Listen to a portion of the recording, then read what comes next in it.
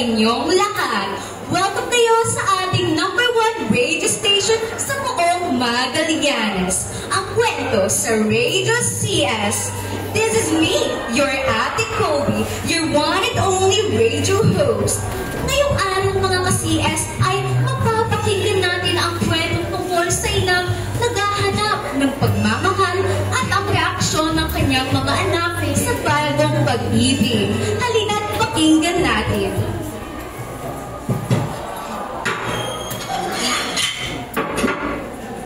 Mga anak, halina kayo, kakain na.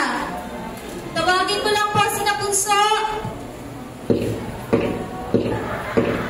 Oh, Ma, kanito yung isang sobrang plato? Meron ba tayong bisita, Ma? Ay, oo nga pala. Sasabay nga pala sa atin kumain si Richard. Ha? Sino si Richard? Eh di boyfriend niya na naman. Ha? Bagong boyfriend? Na naman? Oo. Anong last reaction yan?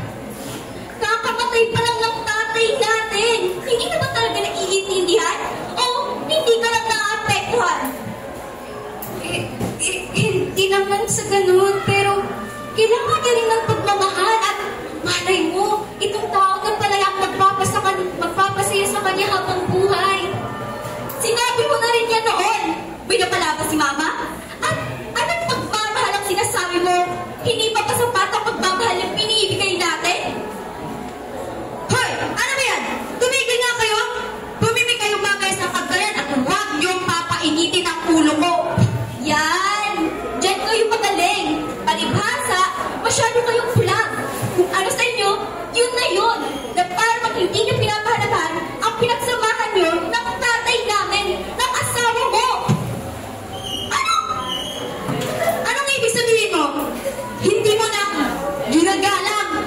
Hindi mo ba naisip na 5 taon nang nakalipas nang mamatay siya? At saka anong pinuputok ng butsino? Naisip mo ba pinakain kita, dinihisan, inalagaan, lahat?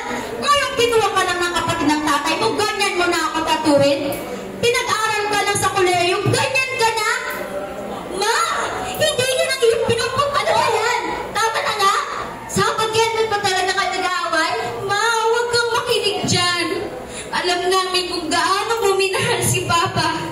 Pero kung gusto mo talagang magsimula ulit, hindi ka namin pipigilan. Sapat na sa amin na minahal at pinahalagahan niyo ang pagsasama ninyo ni Papa. Hoy! Ano? Naririnig mo bang sinasabi mo? Minahal?